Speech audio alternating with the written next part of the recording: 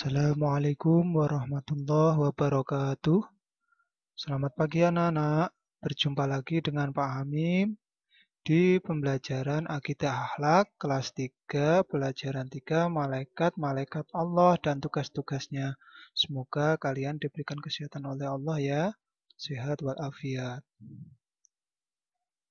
Oke, hari ini kita akan belajar tentang malaikat-malaikat Allah dan tugas-tugasnya. Panca indera biasanya tidak mampu menangkap wujud malaikat karena kegaibannya. Namun, manusia wajib mempercayai keberadaannya. Dalam Islam, percaya kepada malaikat merupakan salah satu dari 6 rukun iman. Malaikat lebih dahulu diciptakan daripada manusia. Malaikat menempati alam roh, akan tetapi mereka dapat turun ke alam dunia atas perintah Allah. Ya anak-anak, iman kepada malaikat adalah rukun iman yang kedua. Malaikat adalah makhluk gaib yang diciptakan Allah dari nur atau cahaya. Malaikat merupakan makhluk yang taat terhadap seluruh perintah Allah. Mereka tidak berjenis kelamin dan tidak mempunyai nafsu. Ya, iman berarti apa? Meyakini sesuatu. Apabila kita mengatakan beriman kepada malaikat, berarti kita mempercayai adanya malaikat tersebut. Meskipun kita tidak mampu melihatnya, karena malaikat termasuk makhluk gaib. Malaikat itu bukan Tuhan. Malaikat adalah salah satu makhluk Allah Subhanahu wa Ta'ala yang tidak pernah menolak perintah Allah. Mereka senantiasa tunduk dan patuh terhadap perintah-perintahnya. Dengan mengimani keberadaan malaikat, keimanan kita kepada kebesaran Allah akan bertambah. Ya, anak-anak, kita masuk ke pembahasan pengertian malaikat. Anak-anak, kata malaikat itu adalah jamak dari kata malakun yang berarti utusan. Malaikat itu diciptakan dari nur atau cahaya. Malaikat adalah makhluk Allah yang paling taat. Malaikat selalu menjalankan perintah Allah dan tidak pernah melanggar larangannya. Sifat gaib tidak dapat dilihat dan diraba oleh manusia. Malaikat patuh kepada Allah Subhanahu wa Ta'ala dan selalu bertasbih menyebut asma atau nama Allah. Oke, anak-anak, malaikat itu tidak berjenis, baik laki-laki maupun perempuan. Jadinya tidak laki-laki maupun perempuan. Malaikat itu mempunyai akal tetapi tidak mempunyai nafsu. Malaikat tidak makan dan tidak minum. Ketaatan malaikat dijelaskan oleh Allah dalam ayat berikut ini, yang artinya yang tidak durhaka kepada Allah terhadap apa yang Dia perintahkan kepada mereka dan selalu mengerjakan apa yang diperintahkan. Terdapat dalam Quran surat At-Tahrim ayat 6. Iya, ayat 6. Oke, yang selanjutnya nama-nama 10 malaikat. Oke, percayakah kalian bahwa di alam semesta ini ada makhluk Allah yang selalu taat kepadanya? Ya, mereka selalu bertasbih memuji keagungannya.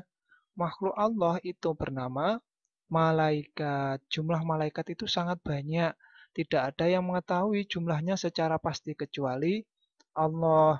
Dalam hadis disebutkan bahwa setiap harinya ada 70 malaikat yang melakukan sholat di Baitul Ma'mur di langit ya. Allah berfirman sebagai berikut yang artinya, dan tidak ada yang mengetahui bala tentara Tuhanmu kecuali Dia sendiri, yaitu Allah. Terdapat dalam surat Quran Al-Mudassir ayat 31. Oke, tahukah kalian siapa saja nama-nama malaikat dan tugasnya? Oke, oke. Ada 10 malaikat ya yang wajib kita imani. Nah, dari 10 malaikat itu ada pun tugas-tugasnya, biar kita tahu ataupun hafal, marilah anak-anak mendengarkan lagu berikut ini.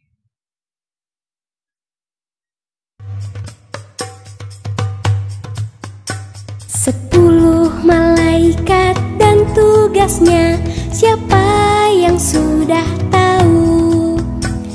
Satu, Jibril menyampaikan wahyu pada nabi dan rasul. Kedua, Mikail memberi rizki pada umat manusia. Ketiga, Israfil tugasnya itu meniup sangkakala. Keempat, Israil bertanggung jawab untuk mencabut nyawa. 5 dan 6, Mungkar dan Nangkir menanyakan amal di kubur.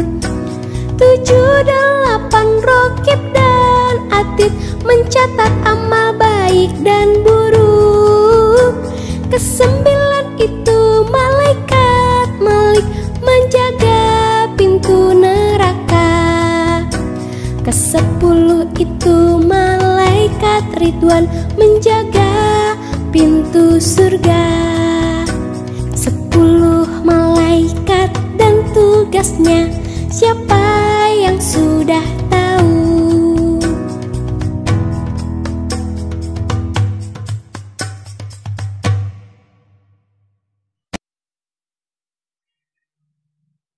Nah, anak-anak, setelah anak-anak mendengarkan lagu tersebut, kita mengetahui malaikat dan tugas-tugasnya.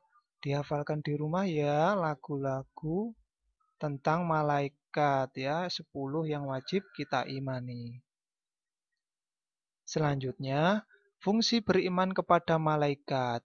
Beriman kepada malaikat, Allah mempunyai fungsi yang sangat besar bagi kehidupan seorang mukmin. Dengan beriman kepada malaikat, kita akan lebih berhati-hati dalam berbuat sesuatu.